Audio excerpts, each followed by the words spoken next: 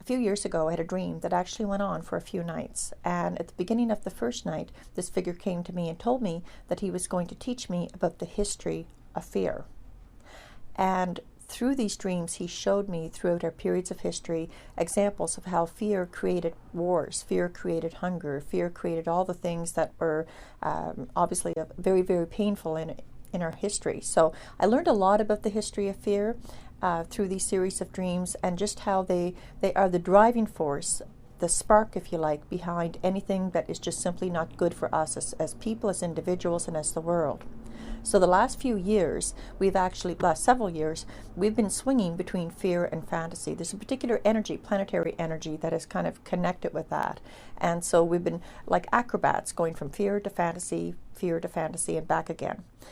Part of the fear stories have been 2012, for example, is a perfect example of how fear has driven this story in wild, ways. So whenever you're feeling fear about anything, say it's about fear of loss, fear you're going to lose your loved one, fear that you're going to lose your job, you're right away connecting with the survival energy. And it's a deep and powerful, it's an important energy to feel if you are encountering a situation where survival really is at stake. If you encounter a bear, for example, it's appropriate that you feel fear. But fear of when you're feeling fear, and it's about potential loss, then you're directing a tremendous amount of energy towards the fear. It is a very powerful survival instinct that you're feeling. So instead, check in with yourself and see, okay, where is this survival fear really coming from? Is it really about the present, or is it about something in your past, something maybe in your early childhood? Is it really appropriate that you feel fear? Understand when this energy comes up for you that you're redirecting energy away from love. You're redirecting it away from relationships. It's going towards this energy. It's not going towards your prosperity. It's not going towards your health. If you're feeling fear over an extended period of time, it will have an effect on your health. Will you be able to love? Will you have a secure home? No, probably not.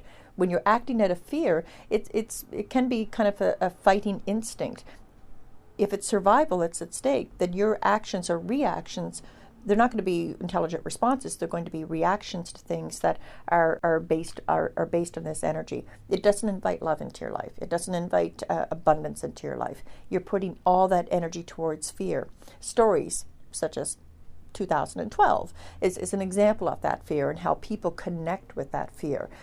Nowadays, because of this particular energy that's been going around, we hear something fearful, we leap to it, we jump to it, we believe it, rather than, again, checking in. Is this real? Is this a real thing? And again, being mindful that all the energy that might go towards something happy or creative or loving in your life is going to be going towards that energy.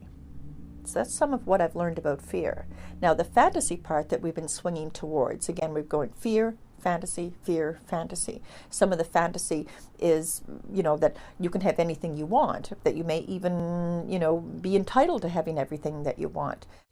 Fantasy doesn't necessarily have ground beneath it. Fantasy is important, is an important tool for writers, for movie makers, filmmakers.